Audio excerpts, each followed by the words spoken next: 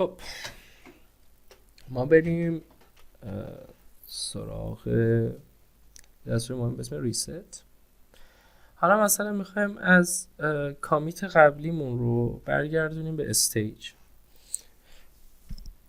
من یک گیت استاتوس میگیرم. استاتوس چیز خاصی نداری. گیت لاگ وان لاین میگیرم. خب ببینیم که آخرین کامیتی که داشتیم اینه. این کامیت میخوام برگردم به این کامیت مثلا هوم اشتیم و خب مثلا اینجا یک تا HTML مثلا اضافه شده یا هر چی دیگه بذارین اضافه شده رو که تو این STSS اضافه شده رو ببینیم چه اتفاق براش میفته. خب من با دستور git reset -soft خب میتونم اضافه بکنم، ولی خب قبلش چون چیز نکردم چی میگم بهش آیدی ندادم نمیتونم کدوم گیت ریست رو میزنم. خب اینجا من کنترل اینسرت رو میزنم و میم اینجا کنترل شیفت اینسرت رو میزنم تا لیست بشه. خب اینو میزنم و خب الان گیت استاتوس بگیریم. ببینید این فایل ها همشون رفت رو استیج. اینجا هیچ اتفاقی نیفتاده، فقط اینا رو خب ما میتونم که اینها رو تو استیج میتونم کامیتشون بکنم دوباره. git commit -m مثلا یه چیزی بنویسیم back to repository. خب اینا برگردونم کامیتم برگردونم. یعنی بخوایم از ریپوزیتوری برگردیم به استیج میتونیم از سافت استفاده کنیم. حالا من دوباره گیت لاگ وان لاین رو میگیرم. آنلاین نوشتم. خب بک تو ریپوزیتوری رو زدم، ولی خب ببینید یه سری کامنت همون هم چیز شد، چی میگم بشه، اون STSS هست شد، اون کامیت همون هست شد. حالا من مثلا میخوام که از کامیت برگردم به آنترکت. هنوزم هیچی اتفاقی اینجا برای ما نیفتاد. من میتونم ببینم git reset -mixed. خب یکی از اینا رو برگردم، مثلا به HTML5 هم برگردونم، کنترل اینس و شیفت اینس. خب وقتی این رو بزنم the chance after reset mixed اینجوری بزنم index.html on state change after git status بگیرم status. ببینید یک دات HTML home HTML کورپی نمیدونم SQL لایتش کورپی گیت این ایگنورش و خب اونایی که داخل پایکیچ هست این پایکیچ هم بازم ORMش کاری نداریم. اینا همشون شدن آنترکت و قبلی میشد میرفت رو میرفت الان رفته روی ورکینگ، رفته توی ورکینگ مخزن ورکینگ ما. خب حالا میخوام چیکار بکنم؟ اینا رو من خیلی راحت git commit am متنی میذارم on track مثلا last مثلا last commit و خب میبینیم که اینجا برای ما کامیت کرد و خب گیت استاتوس بگیرم ببینیم که هنوز اینا اضافه نشده، همین ادش بکنیم. چرا این مستقیم اضافه نمیکنه؟ git status git commit -m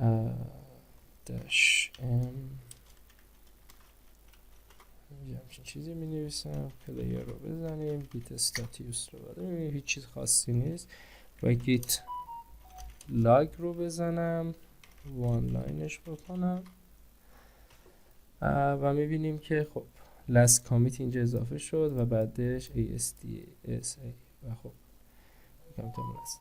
ما خب این چیزا رو، این لاگ هایی که واسه گیت هست، واسه کامیت همون هست، میتونیم ذخیره بکنم. گیت آنلاین بزنم، یه دونه علامت کوچکتر میزنم و خب مینویسم گیت لاگ، مثلا هرچی گیت لاگ .txt. ببینید اینجا gitlag.txt برای من اضافه شد.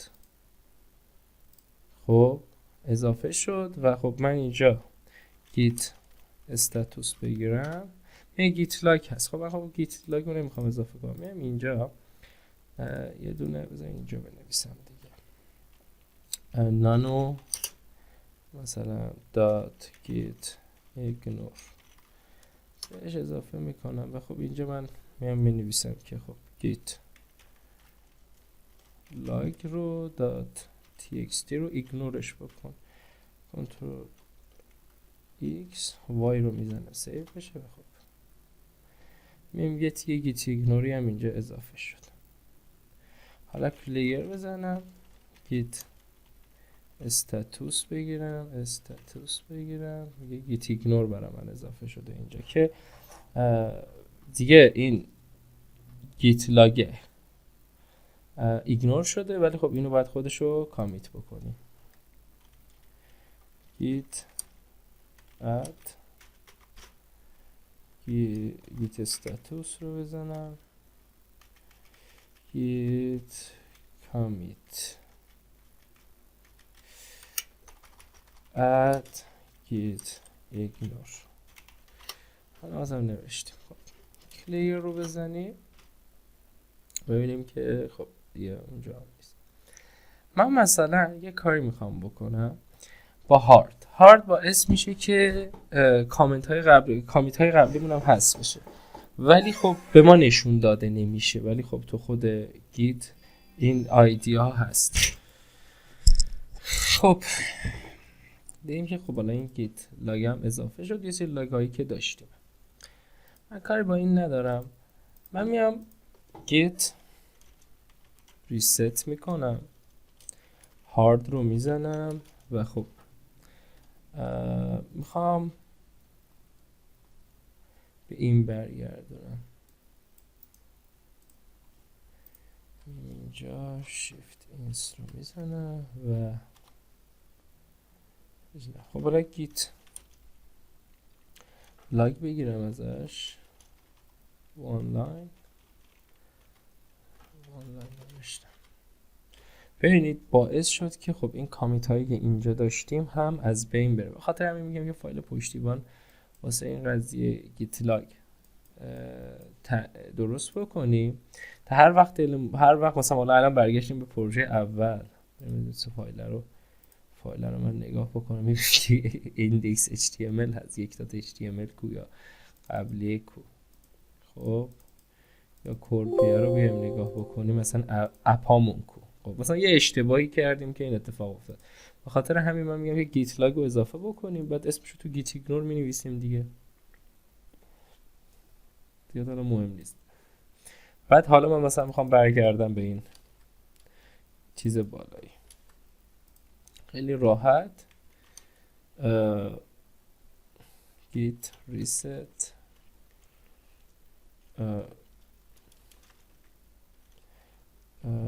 حالا git hard بزنیم،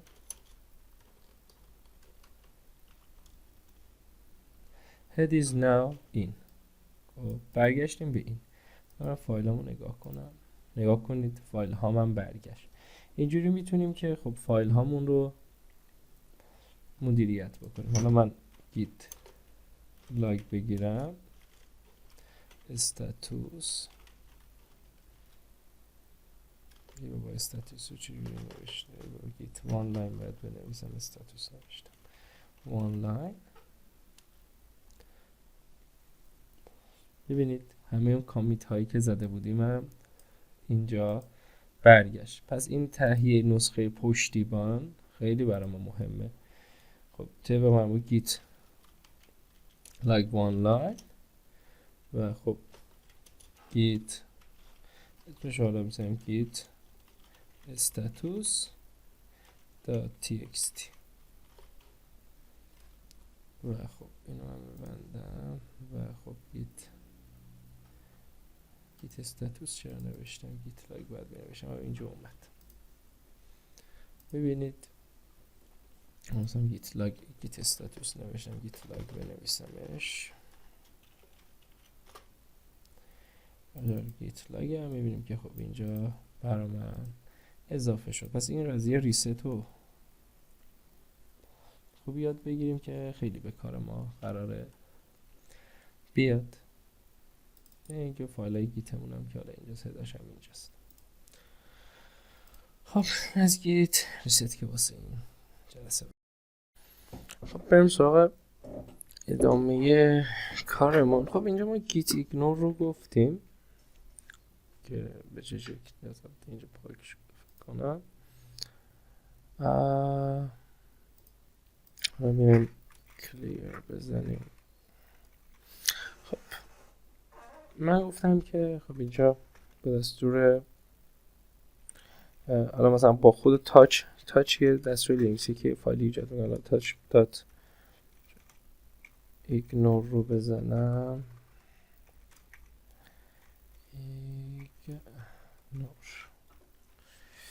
بزنم یه فایلی ایجاد میکنه. حالا اینجا گیت ایگنور، حالا من نانو گیت دات گیت ایگنور رو بزنم. میریم داخلش.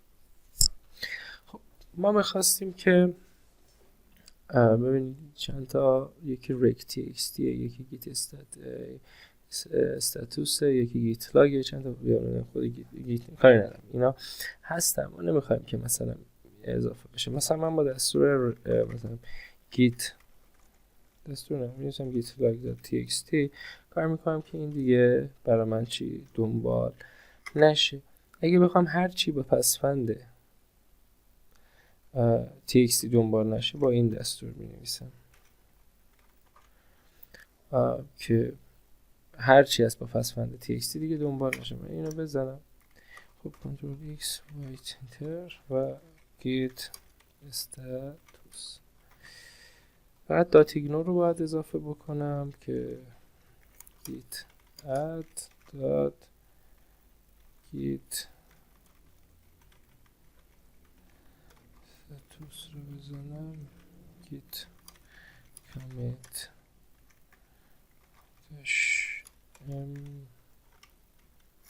یه چیزی رو بنویسیم. خب من ریک رو میخوام اضافه بکنم. خب ریک رو اضافه بکنم. مثلا اینجا یه دونه دیگه اضافه باز بکنم. این پوشه مثلا دارم به اسم مثلا ویدیو چیز مثلا پیکچر. من نمیخوام این پیکچر اضافه بشه و خب داخلش هم بذارید چند تا عکس. خب ببینید که ما چند تا عکس اینجا دارم. مثلا این عکسایی که اینجا هست نمیخوام اضافه بکنم بهش، ولی خب اینجا من گیت استاتوس بزنم میگه این پیکچر هست. خب من باید چی کار بکنم؟ یه مواد داخل گیت ایگنوره بزنید اینجا بازش بکنم نانو دات گیت ایگنور. خب من داخل این گیت ایگنوره و خب اسمشو می نویسم پیکچر یه اسلش میزنم کنترل ایکس وای. خب حالا یک استاتوس بگیریم.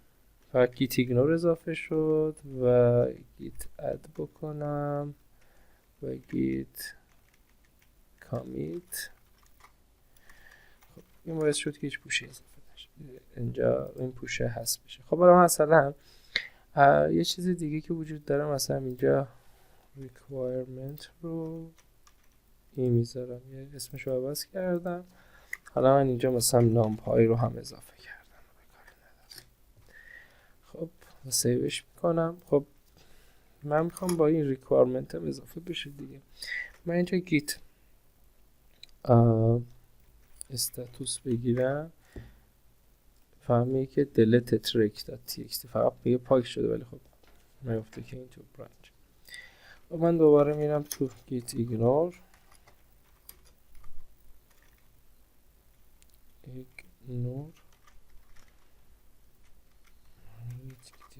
خب اینجا من علامت سوال rec e.txt رو اضافه میکنم، یعنی not این که الان کنترل x y رو بزنم اینتر.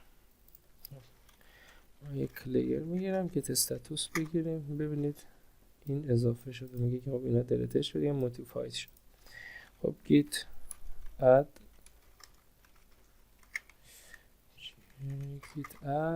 خب git commit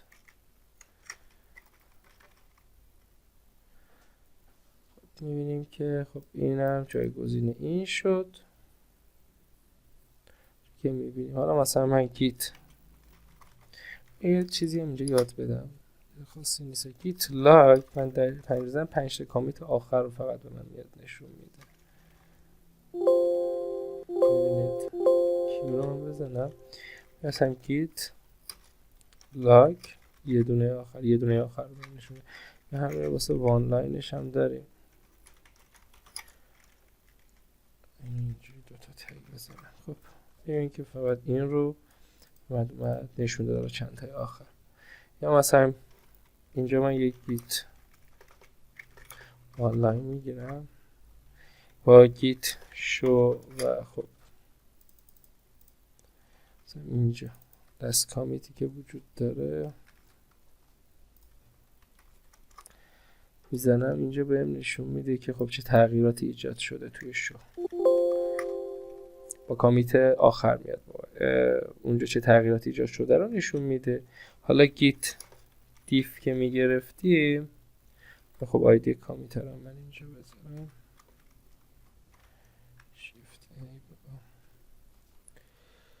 آیدی کامیت کجایی، خب مثلا این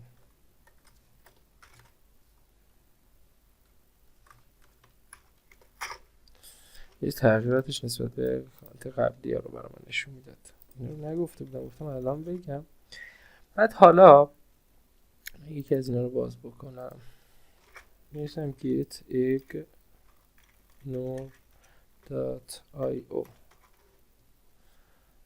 بزنیم ورژن سایت. ما خب با یه سیستم عاملی داریم کد میزنیم و با یک IDE و با یه زبان برنامه نویسی. اوکی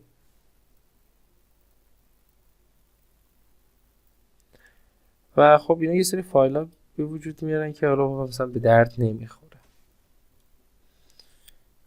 gitignore.io رو بزنیم چرا نمیاره، خب بود میزنه و یه سری فایل ها به وجود میاد که به درد ما نمیخوره. بعد اینا رو باید گیت ایگنور کنیم. خب یه سایت gitignore.io رو من باز میکنم. خب فیلتر بود و فیلتر کردم بس کردم باز شد. یه همچین سایتی باز میشه و خب اینجا نوشته اپریشن سیستمتون رو بگی، من الان ویندوز می نویسم. بعد باید یکی مثلا وی اس کد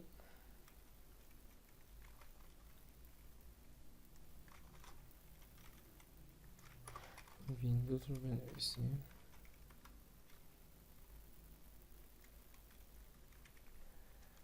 وی اس کد رو عوض کنم بزنم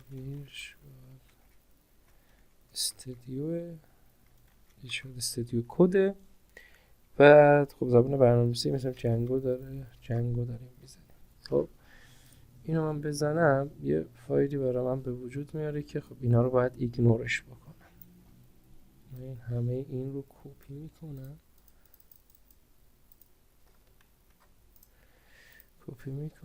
و خب میام داخل کجایی، خب اینجا دوباره nano get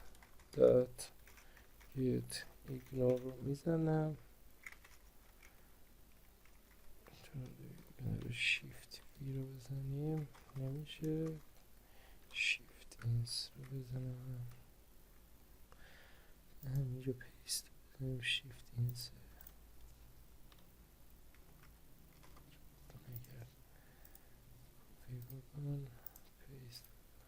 اینجا اضافه نگرد چرا؟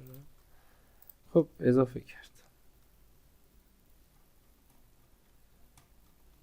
همه اون چیزایی که اصلا نیاز نداریم تو جنگو باشن رو به ما اضافه کردم. من کنترل ایکس وای رو میزنم اضافه کردم. خب حالا مسئله اینه که خب ما این فایل ها رو تو گیتمون داریم، بعد یه حرکتی بزنیم. اگه من مثلا یه فایلی رو که قبلا دنبال میکرد و نخوام دنبال بکنه، مثلا باید حذفش بکنم. مثلا با چه دستوری؟ با گیت rm باشید، گیت rm کیش کچت میگم، حالا مثلا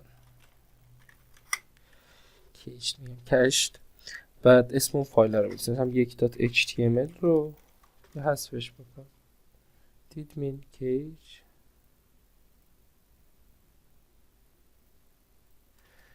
چی شد؟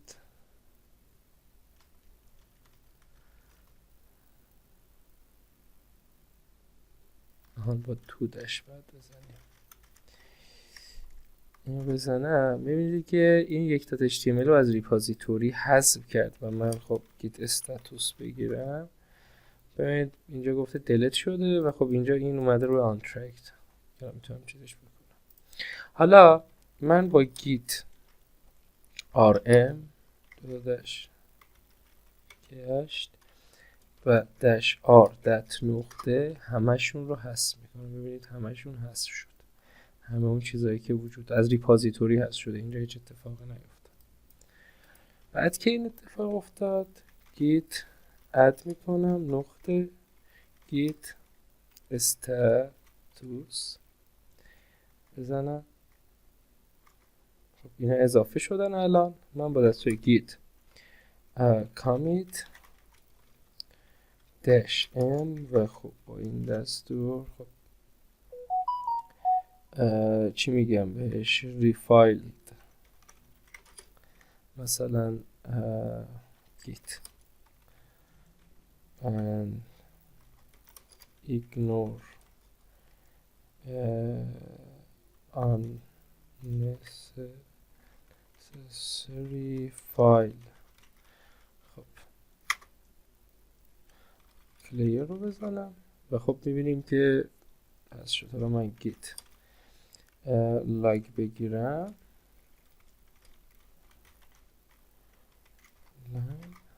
خب میبینیم که default git and ignore unnecessary file اضافه شد. حالا مثلا همون فایل هایی که تو چیز به درد ما نمیخورد، حالا من میام تو git ignore رو نگاه بکنم، اینجا جنگو مثلا اینا رو نمیخواد، مدیا رو نمیخواد، فلان رو نمیخواد، همش من چی، یا مثلا اون فایل هایی که VS Code داره به وجود میاد رو نمیخواد، همه رو برای من چی ایگنور کرد. از گیت ایگنور